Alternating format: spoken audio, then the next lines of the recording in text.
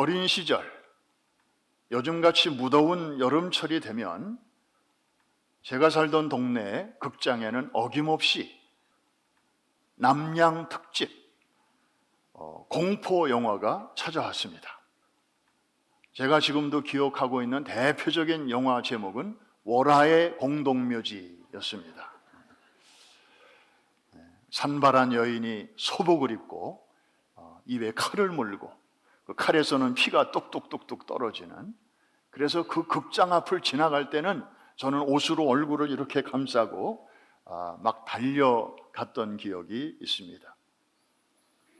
그런데 1976년에 기존의 공포 영화는 완전히 차원이 다른 호러 무비 하나가 나와서 전 세계적으로 관심을 끌었는데 바로 오맨이라는 영화였습니다. 오컬트 무비의 새로운 장르를 열었던 작품이죠. 우리 교회 성도님들은 제가 가만히 보니까 이 영화도 잘 안 봐요.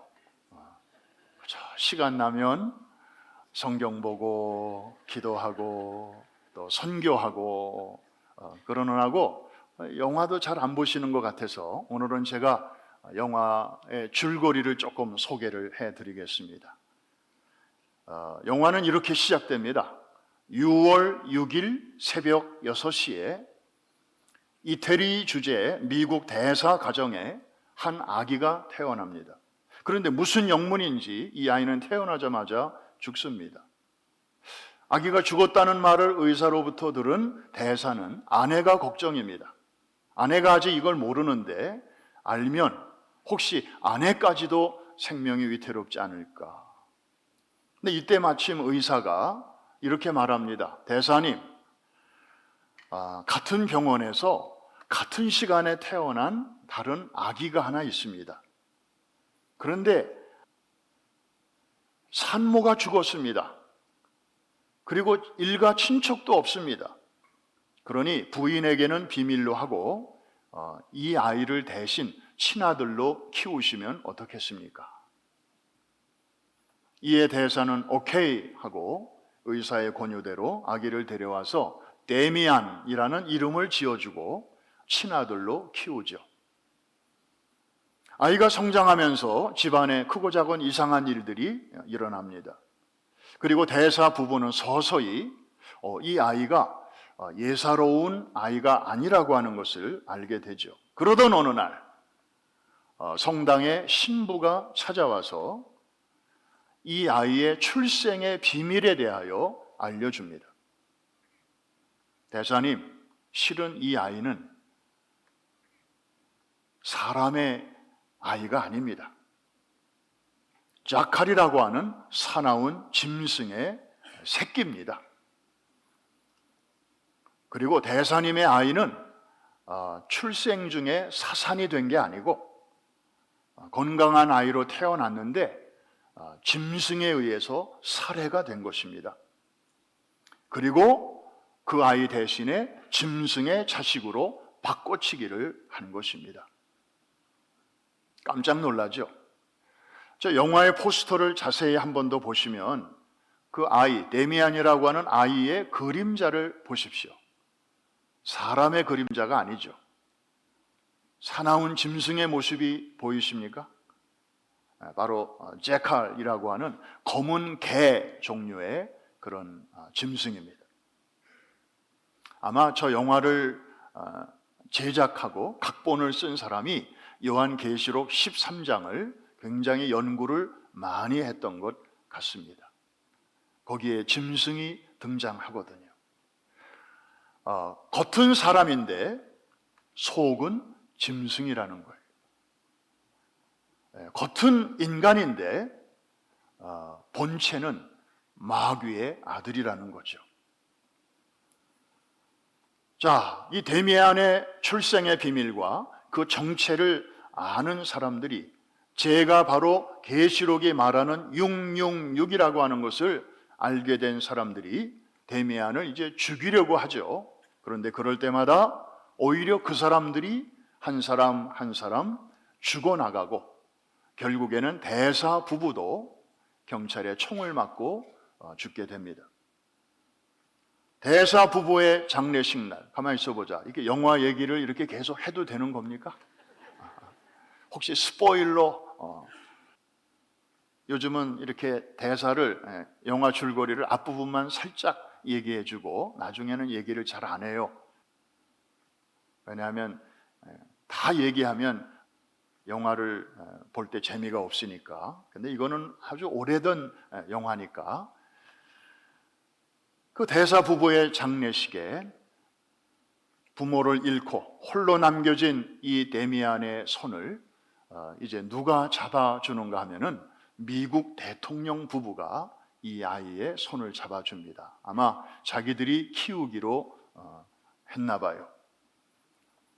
그 영화의 마지막 장면은 바로 저 장면으로 끝나게 되는데, 그 새로운 양부모, 미국 대통령의 손을 잡고 이제 가던 아이가 갑자기 뒤를 딱 돌아보면서 부모, 그 대사 부부의 묘가 있는 쪽을 바라보면서 저렇게 묘한 미소를 짓는 것으로 끝나고 있습니다. 여러분, 이전의 공포 영화는 조용하다가도 갑자기 무슨 꽝 하는 소리가 나거나 갑자기 해골바가지가 어디서 나타나거나 그래서 사람을 깜짝깜짝 놀라게 하는데요, 저 영화는 그런 수준이 아닙니다.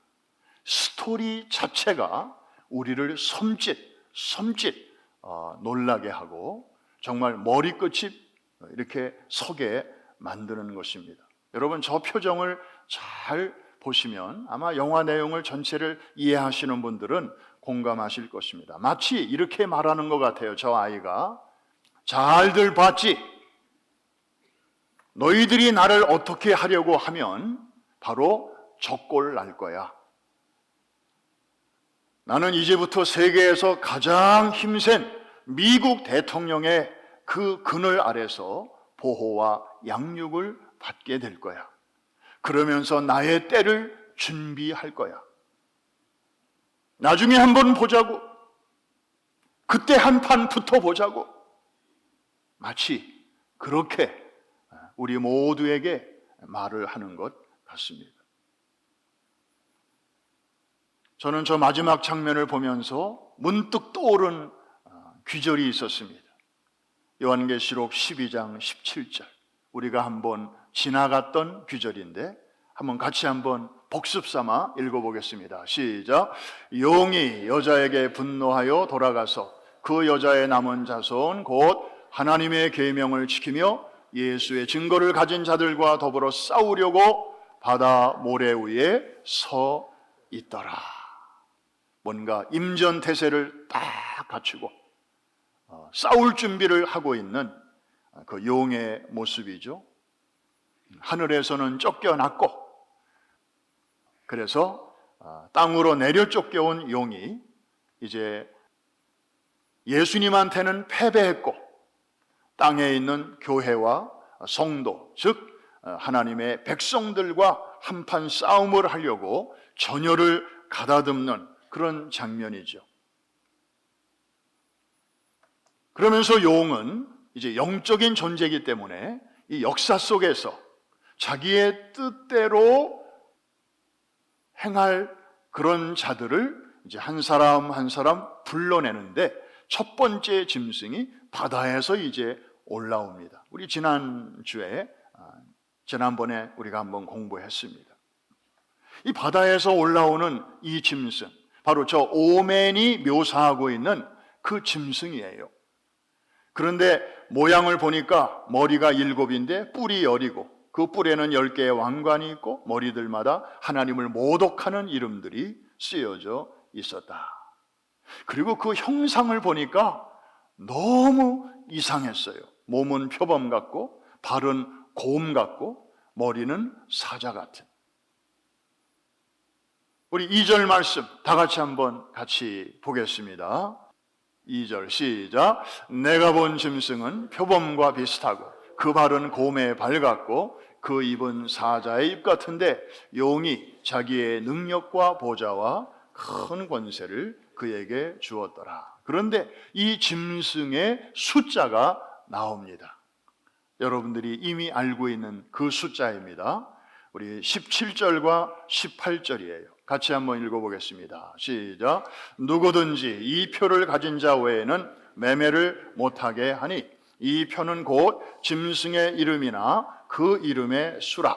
지혜가 여기 있으니 총명한 자는 그 짐승의 수를 세어보라. 그것은 사람의 수니 그의 수는 666이더라. 그래서 그 영화를 보면 이 대사 부부가 이 데미안이 잠자는 방에 들어가서 그 머리카락을 이렇게 들춰보니까 거기 정수리 부분에 666이라는 글자가 선명하게 세워져 있음을 보게 되죠. 그러면서 이 아이의 정체가 바로 마귀의 아들, 계시록 13장이 묘사하고 있는 바다에서 올라오는 짐승이라고 하는 것을 확실하게 알게 되죠.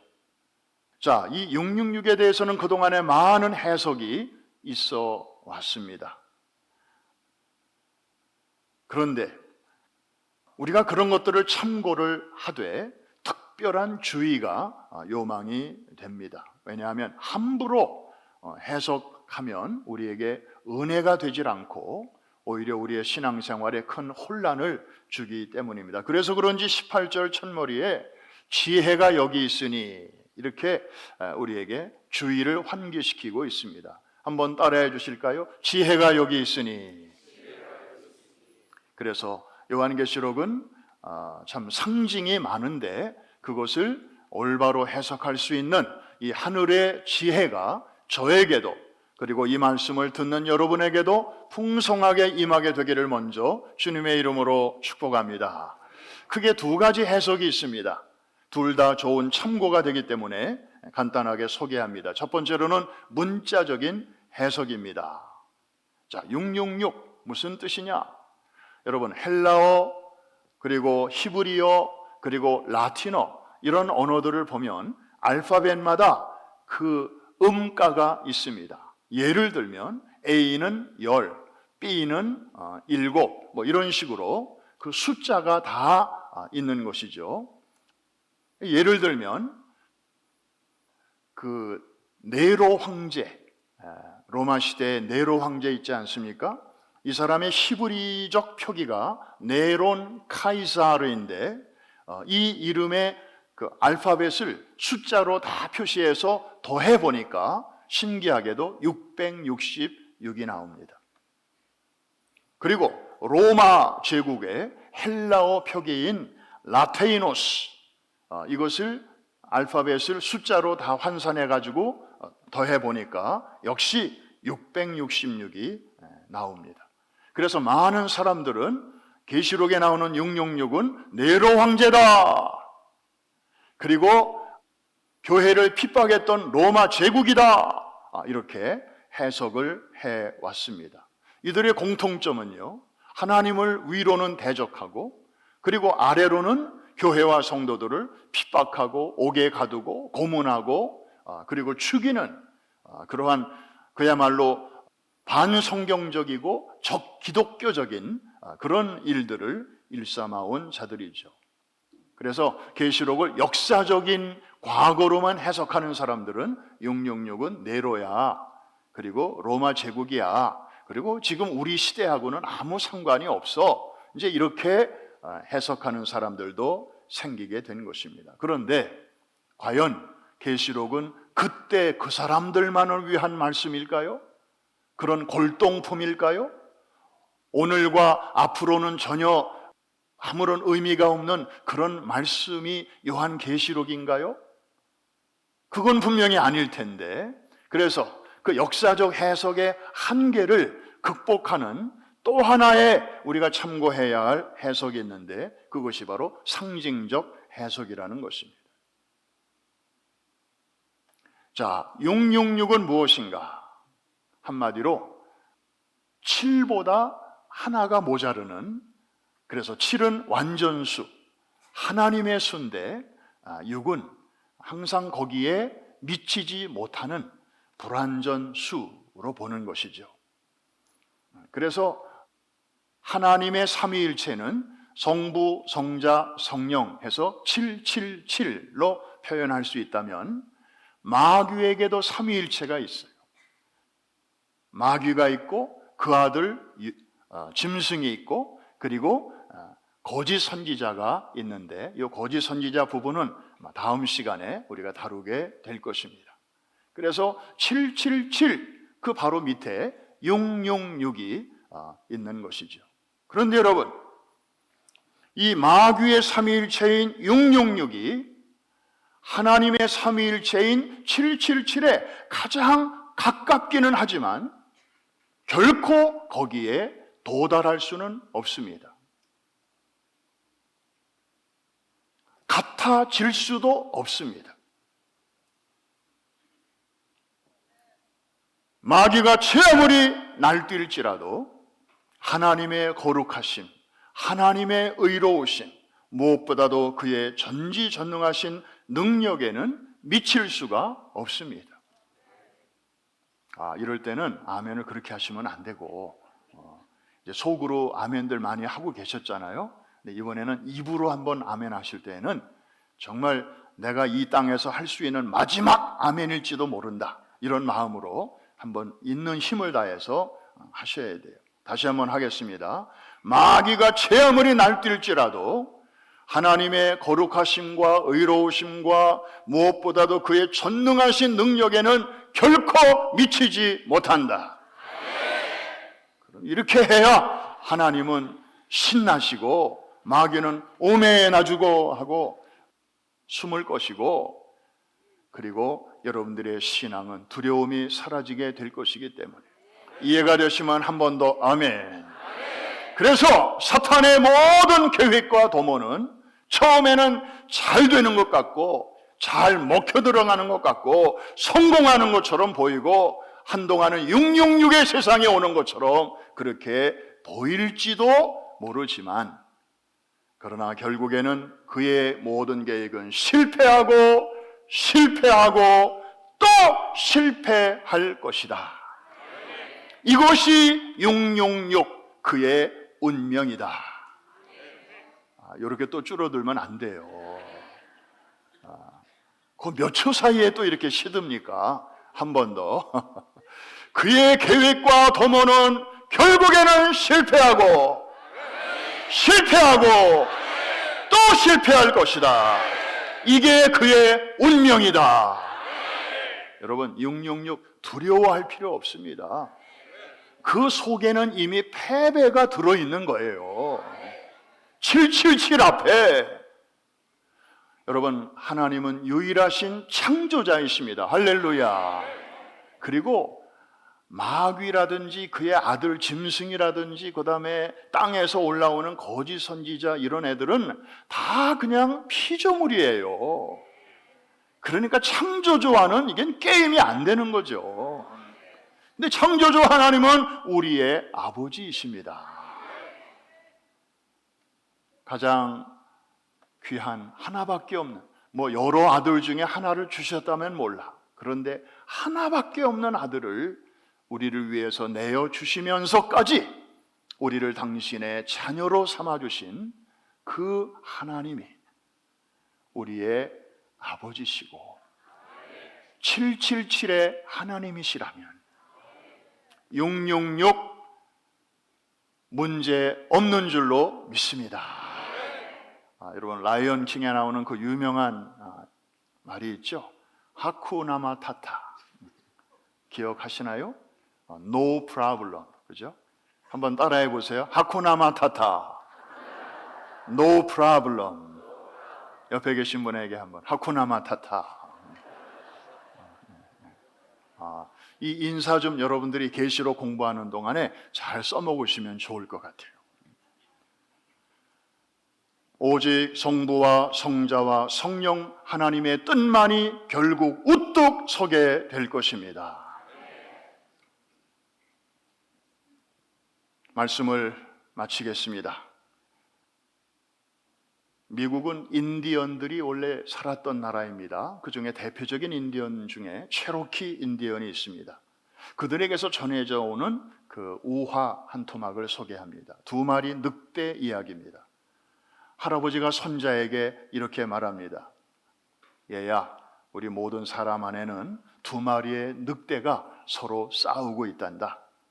한 마리는 질투, 분노, 욕심, 오만, 열등감, 그리고 자존심 등으로 가득 차서 늘 으르렁거리고, 다른 한 마리는 반대로 희망과 사랑, 평화와 기쁨, 겸손과 진실, 그리고 다른 사람을 향한 연민과 감사로 가득한 늑대지.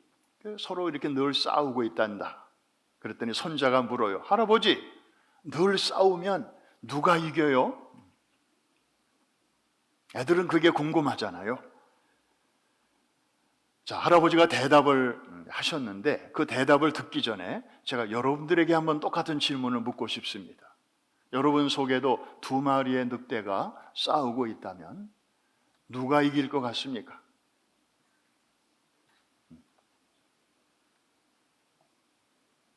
뭐 두 마리 중에 한 마리가 이기겠는데 좀 싸나운 늑대가 이길 것 같기도 하고, 또 반대로 오히려 사랑과 겸손과 섬김에 그 늑대가 또 이길 것 같기도 한데, 할아버지가 들려주는 대답은 그것도 아니고 저것도 아니고 이것이었습니다. 네가 먹이를 주는 늑대가 이겨. 네가 먹이를 주는 그 늑대가 이긴단다. 무슨 얘기입니까? 여러분, 우리를 에워싼 환경도 물론 중요합니다. 그러나 그 환경을 우리가 어떻게 받아들이고 해석하느냐, 우리의 태도와 마음가짐이 사실은 환경 자체보다도 더 중요하다는 것입니다. 예를 들까요? 여러분, 아담과 하와는 에덴 동산에 있었습니다. 그 에덴 동산은 정말 더없이 좋은 환경이었습니다. Couldn't be better. 어떻게 이보다 더 좋은 환경이 있을 수 있겠습니까? 그런데 그들은 그 한복판에서 뱀의 유혹에 넘어갔습니다. 쓰러졌습니다. 반면에 둘째 아담으로 오신 예수님은 지금 광야에 계십니다. 광야라고 하는 환경은 더 나쁠 수 없는 환경이죠. It couldn't be worse. 아무것도 없어요. 가족도 없고 집도 없고. 그런데 예수님은 그 한복판에서 똑같은 자의 시험과 유혹 앞에서 통쾌한 승리를 거두셨습니다. 승리의 비결은 세 가지였습니다. 물론 예수님은 하나님의 아들이시면서 하나님이셨기 때문에 예수님이니까 그랬지 뭐. 그런데 동시에 예수님은 vere homo vere deus, 참 하나님이신 동시에 참 인간이기도 하셨잖아요. 인간적인 측면에서 볼 때 예수님이 승리하신 비결은 세 가지였습니다. 첫째, 말씀의 검을 사용하셨습니다. 성서대학이 그래서 중요한 거예요. 평안한 시간에 아직 영적 전쟁이 치열하지 않을 때 이 말씀으로 많이 탄약을 비축해 두는 게 중요합니다. 이해가 되시는 분들만 아멘. 전쟁이 치열하게 벌어졌는데 그때 탄약! Too late. 평안한 때 준비해야 되는 것입니다. 두 번째, 예수님은 거기에 깊은 기도로 뒷받침이 되셨습니다. 광야에서 40일 동안에 그냥 가만히 우두커니 계신 게 아니었습니다. 그냥 말씀만 읽고 계셨던 것이 아니었습니다. 금식과 기도로 그 말씀을 내면화시키고 계셨고 당신의 사역을 준비하고 계셨습니다. 그리고 세 번째로는 무엇보다도 성령의 이끌림을 받으셨습니다. 한번 따라해 주시기 바랍니다. 말씀의 검을 사용하셨고 깊은 기도가 뒷받침되셨고 성령의 이끌림을 받으셨다. 그래서 광야라고 하는 척박한 환경 속에서도 주님은 승리하셨습니다. 예수 안에 있는 우리에게도 이 세 가지 무기를 잘 사용하면 우리도 동일한 승리를 거둘 수 있는 길이 활짝 열려 있음을 믿으시면 아멘. 666이 777을 이길 수 없듯이 우리 인간이 666을 이길 수 없습니다. 우리의 지혜나 능력은 그의 비길 바가 되지 않기 때문입니다. 우리 인간은 숫자로 말하면 하나님은 7이고 마귀는 6이라면 지난번에 한번 말씀드렸는데 우리 인간은 5라고 말할 수 있습니다. 계급 중에 4스타가 대장이고 4스타보다 높은 게 5스타, 원수라고 하죠. 그리고 국군 통수권자인 대통령도 군 계급으로 따지면 5스타입니다. 최고로 높은 계급이에요. 그래서 777이 하나님, 666이 마귀. 그렇다면 우리 인간의 숫자는 555라고 말할 수 있습니다. 555가 666을 이길 수가 없어요. 그러나 이길 수 있는 길이 유일하게 하나 있기는 있습니다. 555가 777에 붙으면 됩니다. 아직도 이해가 안 오시는 분들이 좀 2층에 몇 분 계셔서 제가 질문합니다. 뛰는 놈 위에 누가 있고 나는 놈 위에 누가 있고 붙어 나는 놈이 있습니다. 얘가 참 지혜로운 아이예요. 얘는 그냥 날갯짓 할 필요가 없어요. 그냥 거기 딱 붙어 있기만 하면 돼요. 그러면 뛰는 놈이 도저히 당할 재간이 없는 것이죠. 하나님께 붙어 있기를 주의 이름으로 축복합니다. 이게 이 세상을 슬기롭게 살아가는 비결 중에 비결이에요. 요즘 유튜브 보니까 뭐 슬기로운 무슨 생활, 슬기로운 깜빵 생활, 뭐 슬기로운 뭐 의사 생활, 뭐 별개들이 많이 나오는데, 그러나 그것보다 정말 중요한 것은 슬기로운 신앙생활의 비결은 하나님께 붙어 있는 것입니다. 그러면 5가 7에 붙으면 6을 이기되 물어봅니다. 간신히 이길까요? 아니면 곱빼기로 이길까요? 계산이 빠르시네요. 5만 가지고는 안 돼요. 게임이 안 돼요. 그런데 7하고 딱 붙으면요, 이게 갑절로 이깁니다. 할렐루야. 곱빼기로 이깁니다. 간신히 이기는 게 아니라 넉넉히 이깁니다. 그래서 로마서에서 그렇게 선포하고 있지 않습니까? 우리가 넉넉히 이기느니라. 지난주에 성가대에서도 그 찬양을 한번 하셨어요. We are more than conquerors. 그냥 겨우겨우 가까스로 간소한 차이로 이겨나가는 사람들이 아니에요. 우리는 예수 안에서 이미 이겼습니다. 할렐루야. 예수님이 이기셨으니까 용이 하늘에서 더 이상 있을 것을 얻지 못하고 땅으로 내어 쫓겼잖아요. 그래서 눈에 보이는 교회와 성도들을 이제 핍박하는 것뿐인데 그 사실 자체가 이미 용이 패배했음을 우리에게 알려주는 거거든요. 이런 얘기는 정말 귀 있는 자만 들을지어다. 여러분, 666의 세상이 지금 점점 준비가 되어가고 있고 그런 세상으로 이미 되어가고 있습니다. 세계는 지금 그 한 사람을, 주님 오시기 전에 그 한 사람을 애타게 기다리고 있습니다. 최근에 하와이에서도 산불이 나서 90명 가까이, 정말 이 미국에서 이게 웬일입니까? 이 대명천지에 이런 인간의 힘으로도 어떻게 할 수 없는 자연 재해들이 일어나고 있고, 뭐 세계 최강의 나라인 미국도 어떻게 손을 쓸 수 없는 그런 일들이 도처에서 일어나고 있고, 폭염과 그리고 홍수와 그리고 뭐 지진과, 참 신문 보기가, 인터넷 뉴스 보기가 겁이 날 정도로 전에는 듣도 보지도 못했던 그런 새로운 뉴스들이 막 들려오는데, 그러나 여러분, 우리가 이미 공부했습니다. 이런 것들은 겨우 재난의 시작일 뿐이에요. 아직 본론에도 들어가지 않았습니다. 이제 서론입니다. 앞으로 더 충격적인 브레이킹 뉴스들이 여러분들의 눈가에 들어온다 할지라도 여러분, 이 모든 것들은 거쳐야 할 과정이고 그것만을 바라보는 사람들은 두려움에 사로잡힐 것이지만 서울을 떠나 부산을 향하여 기차 타고 가는 사람은 대전역을 지날 때마다 중간쯤 왔구나. 또 대구역을 지나면 3분의 2쯤 왔구나. 그만큼 종착역이 가까워졌구나. 삼랑진쯤 가면 자다가도 일어나야 되겠구나.